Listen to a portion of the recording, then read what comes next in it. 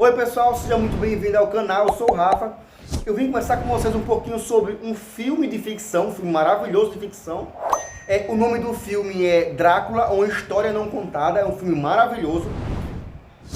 O filme é contando, como você já sabe, contando a história de Vlad, né? Como é que surgiu essa história desse vampiro, essa história, como é que se deu essa história, né?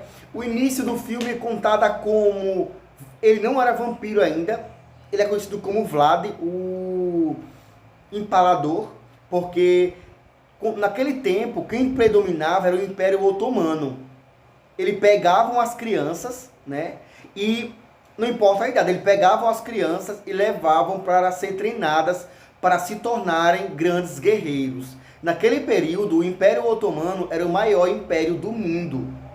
Ele dominava muito o território mundial, né? Então ele pegava as crianças, né? Porque ele imaginava que pegando as crianças novinhas, eles seriam mais fiéis, eles seriam mais submissos realmente, mais leal ao rei. Ele pegavam as crianças novas, né? E eles iam em várias cidades, em vários lugares, pegavam as crianças novas, levavam, não importa, era 1.500, e exigiam que todos os reis doassem as suas crianças para serem treinadas, para serem colocadas no Império Otomano, no exército otomano.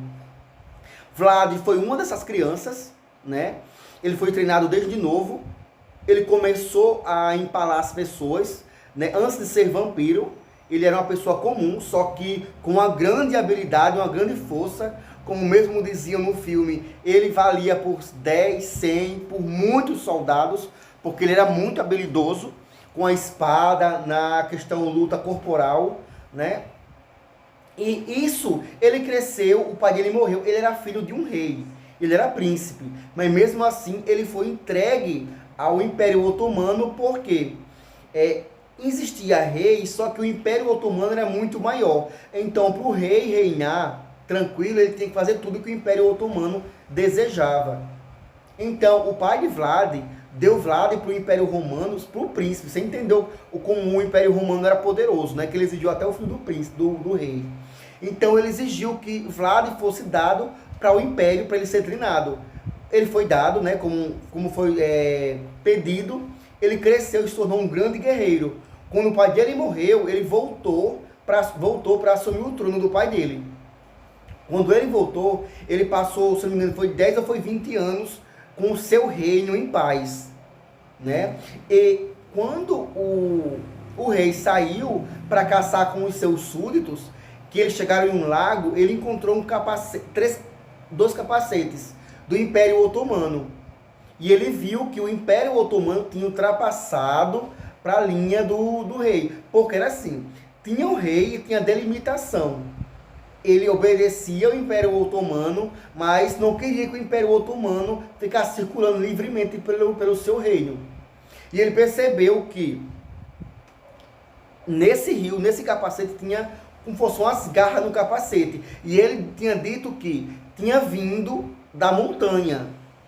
E ele imaginou o quê? Que o Império Otomano estava se escondendo na montanha. Alguns soldados, né? Do Império Otomano, estava se escondendo na montanha. Ele juntou alguns soldados, né, alguns cavaleiros, e foi até a montanha. Subiram.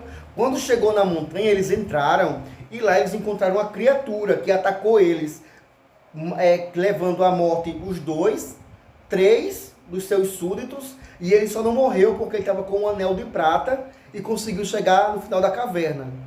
E ele descobriu que a criatura tinha garras e olhos vermelhos. Ele voltou para casa, contou para a mulher dele, né, o que tinha acontecido.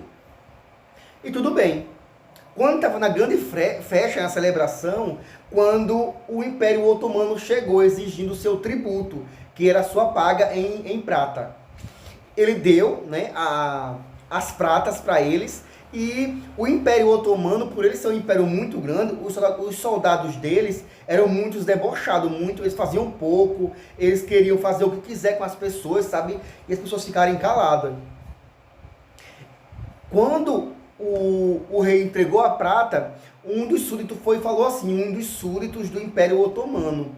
Quando ele ia sair, ele falou, o Império exige que você dê 1.000 crianças a ele. Claro que ele ficou meio em choque, porque ele viu o que ele sofreu, né? Ele viu o que ele passou. Então, ele disse que não ia entregar nenhuma criança, que não ia fazer isso. E ele, o que foi que aconteceu? Ele disse, eu irei pessoalmente falar com o rei, né? O rei otomano. Quando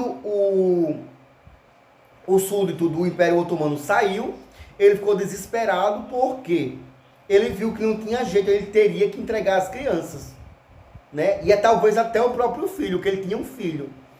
Quando ele foi falar com o rei fez pouco caso, e quem estava no trono agora era o amigo do Vlad, que eles cresceram juntos, né, na grande batalha e sendo treinado para se tornar um grande cavaleiro otomano, um grande soldado.